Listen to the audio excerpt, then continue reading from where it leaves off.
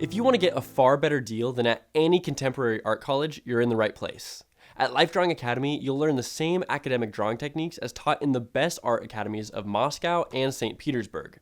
Such systems of classical drawing was preserved for hundreds of years in Russia, and Life Drawing Academy is the only place where you can learn it in the comfort of your own home under personal guidance of Academy tutors.